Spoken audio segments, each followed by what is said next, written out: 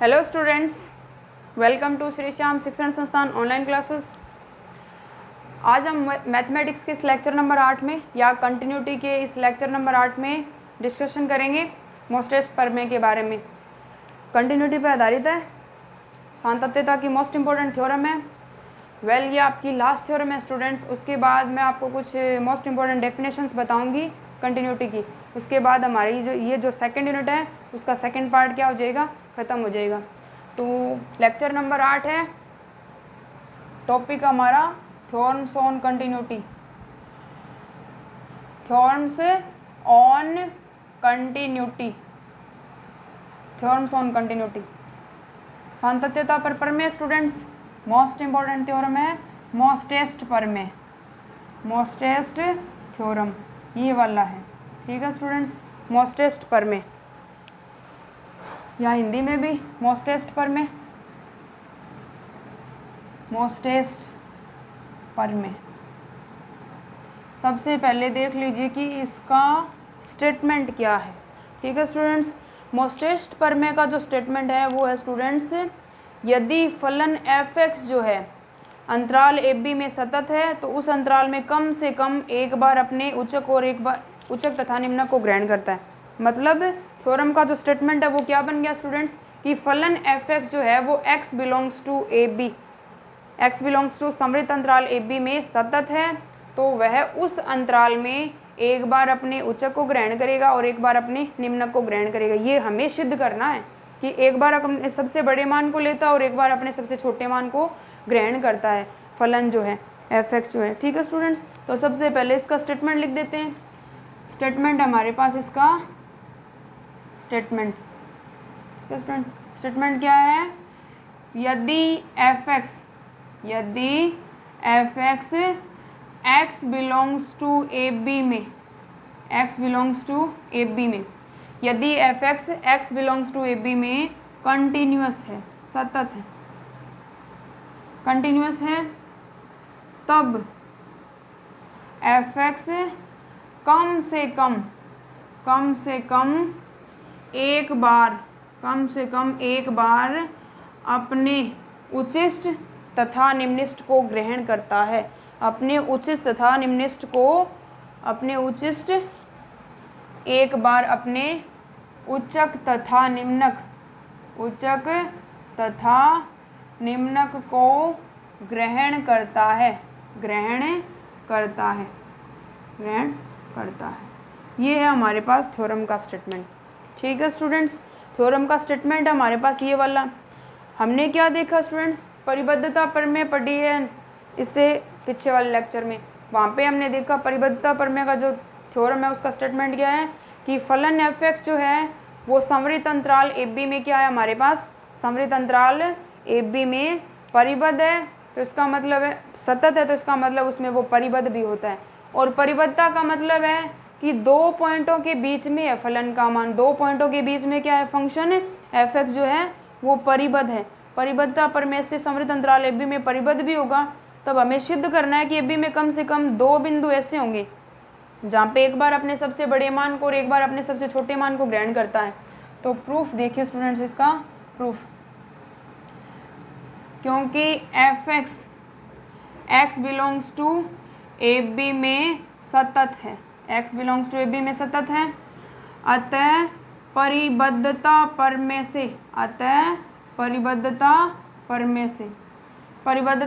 से students x belongs to ab में परिबद्ध भी होगा। परिबद्धता का मतलब है स्टूडेंट्स कि उस फंक्शन का जो मान है वो दो पॉइंटों के बीच में है। बाउंडनेस मतलब एक पॉइंट से सब बड़ा मान है, उस पॉइंट के बराबर भी हो सकता है, एक पॉइंट से छोटा है और उस पॉइंट के बराबर भी है। मतलब दो पॉइंटों के बीच में उस फंक्शन का जो मान है वो बंधा हुआ है, ये फलन की परिबद्धता होती है। तो हमें यहाँ पे ये सिद्ध करना है कि दो बिंदु ऐसे हैं। इसने थ्योरम का जो स्टेटमेंट है, थ्योरम में इसने बोला है कि कंटिन्यूअस है तो कम से कम एक बार अपने सबसे बड़े मान को लेता है और एक बार अपने सबसे छोटे मान को लेता है। इंटरवल का सबसे बड़ा मान जो है वो फलन का उच्चक होता है, इंटरवल का जो सबसे छोटा मान है वो फलन का निम्नक होता है स्टूडेंट्स। तो हमें सिद्ध करना है कि कम से कम एक बार कि दो बिंदु ऐसे हैं, तब हमें सिद्ध करना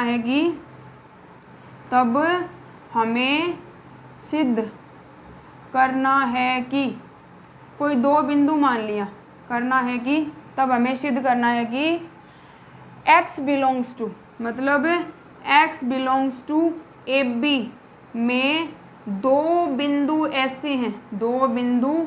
ऐसे हैं जहाँ पे फलन बिंदु ऐसे हैं जहाँ पर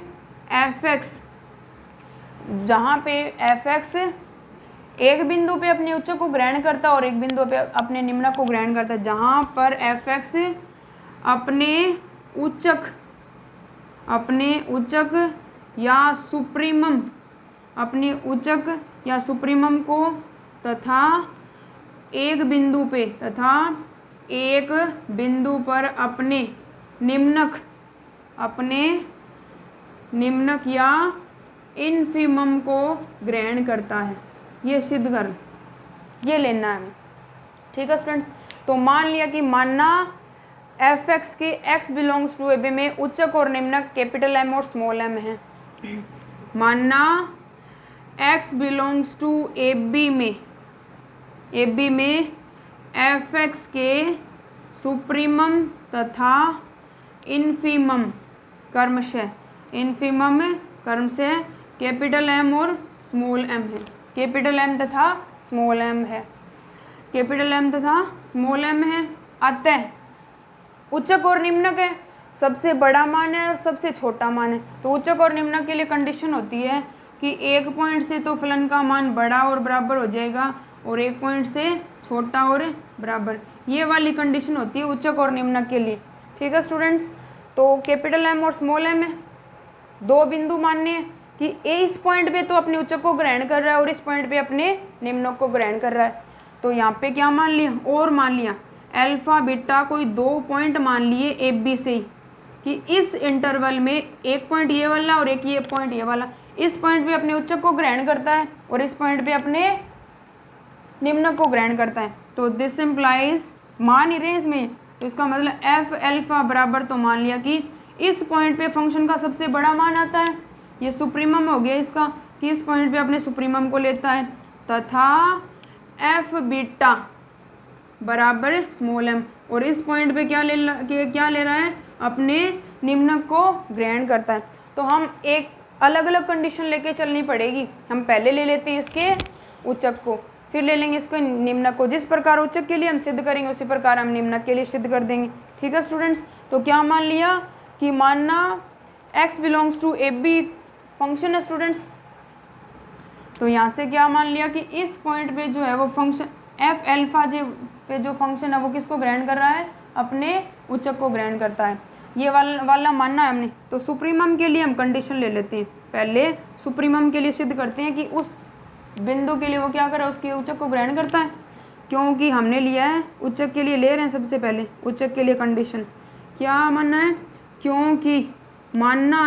क्योंकि मानना है एफ एक्स बराबर अल्फा पर एफ अल्फा बराबर m, मतलब अपने उच्चक को क्या करता है, ये ग्रहण करता है।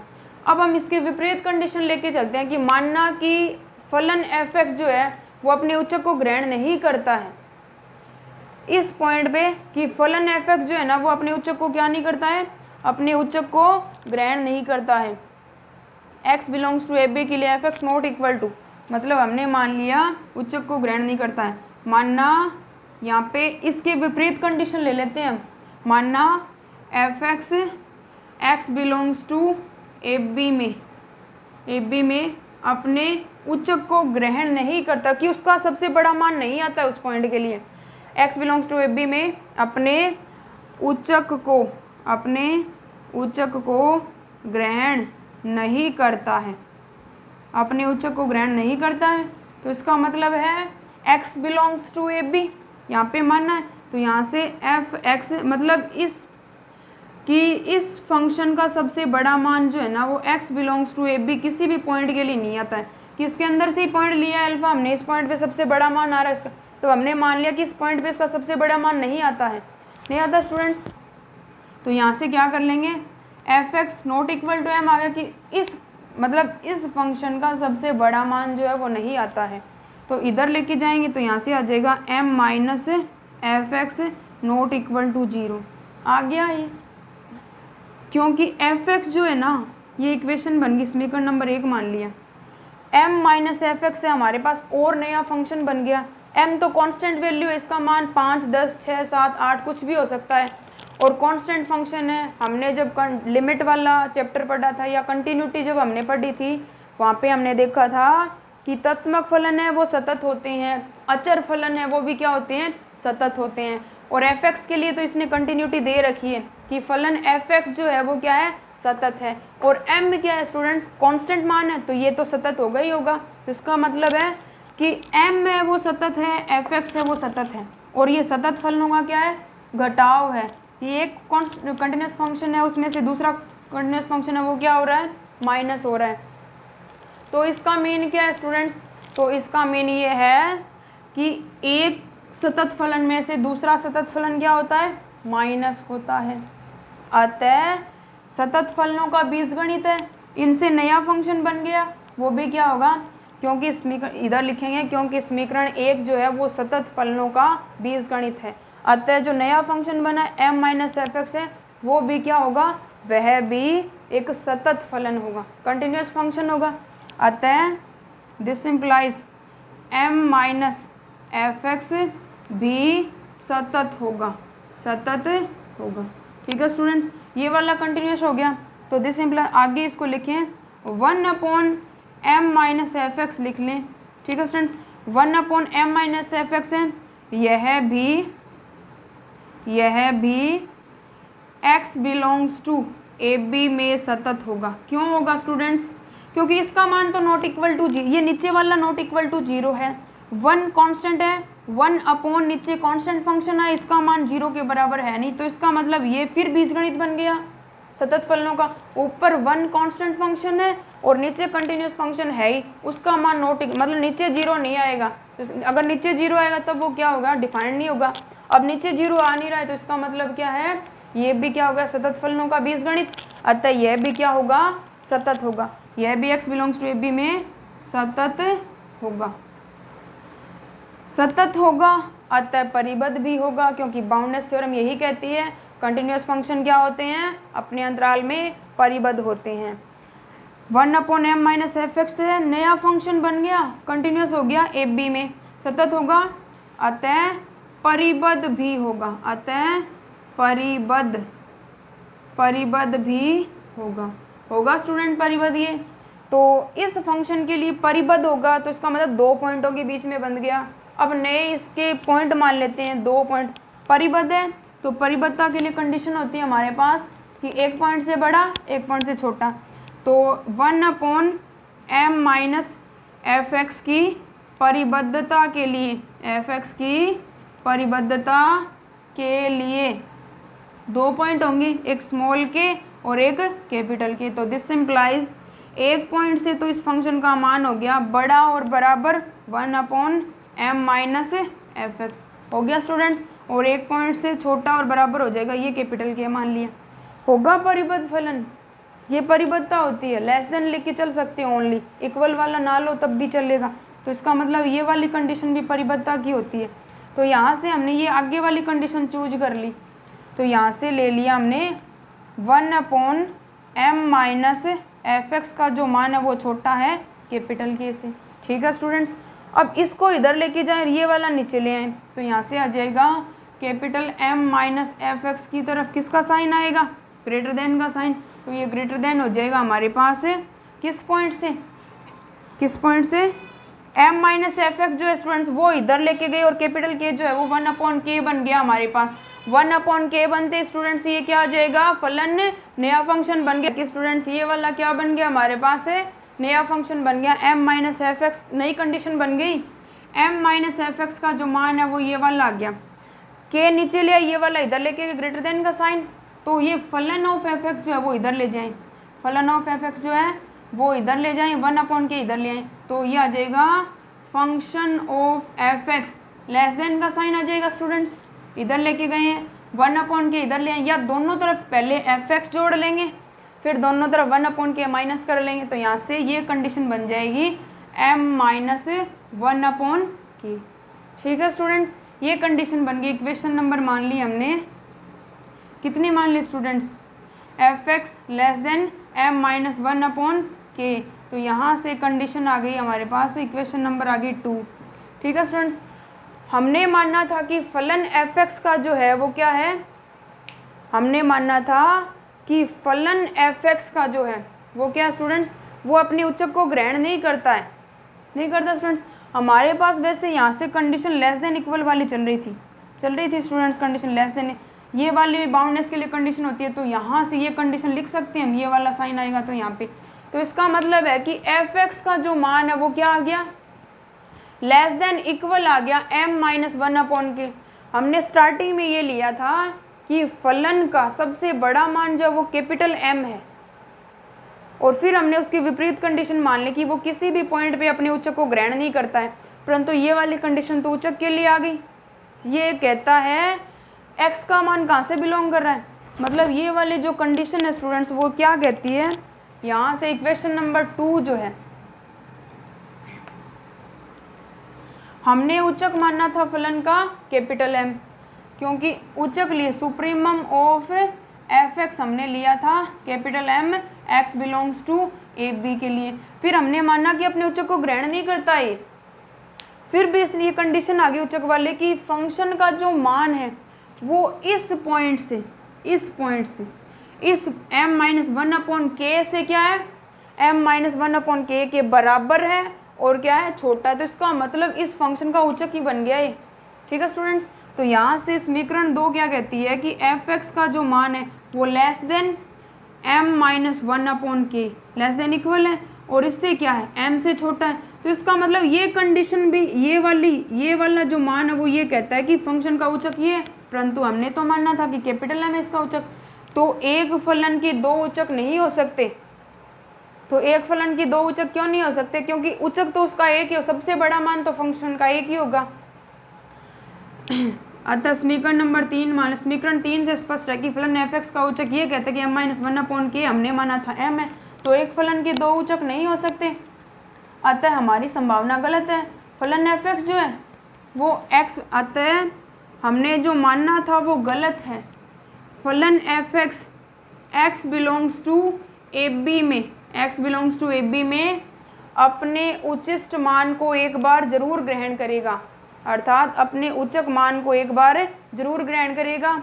अगर ग्रहण नहीं करता है तो उस कंडीशन में उसके दो उच्चक हो जाते हैं, ये वाला और ये वाला, अतः हमारी संभावना गलत है, हमने जो मानना था वो गलत है।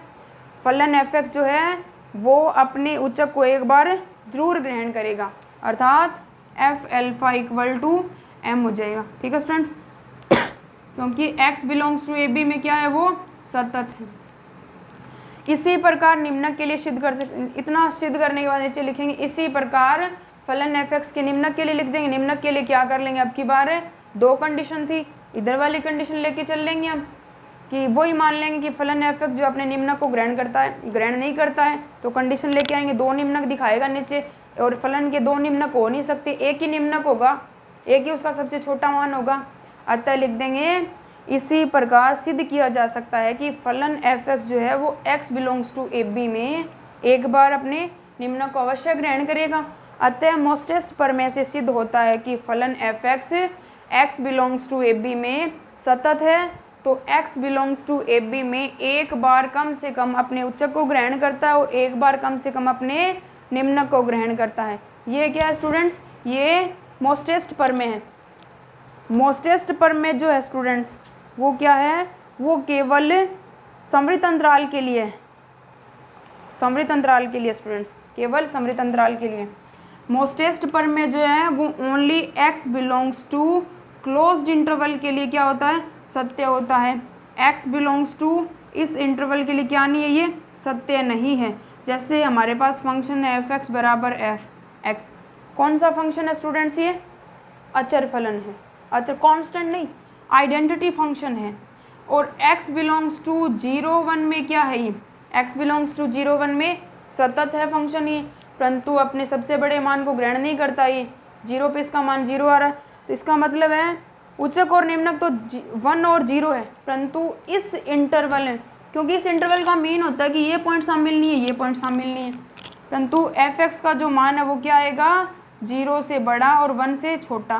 तो इसका मतलब क्या है स्टूडेंट्स, ये जो फलन है वो इसमें कंटिन्यूस है, 0 और 1 में सतत है, ये कोई भी मान पुट करो 0 और 1 के बीच का, यहाँ पे मान आएगा एक पर्टिकुलर, परंतु इस इंटरवल में ना तो अपने उच्चक, इसके उच्चक और निम्नक 0 और 1 है, परंतु इस इंटरवल में 0 और 1 को ये ग्रहण ही नहीं करता, क्योंकि ये पॉइंट भी शामिल नहीं, ये पॉइंट भी शामिल नहीं।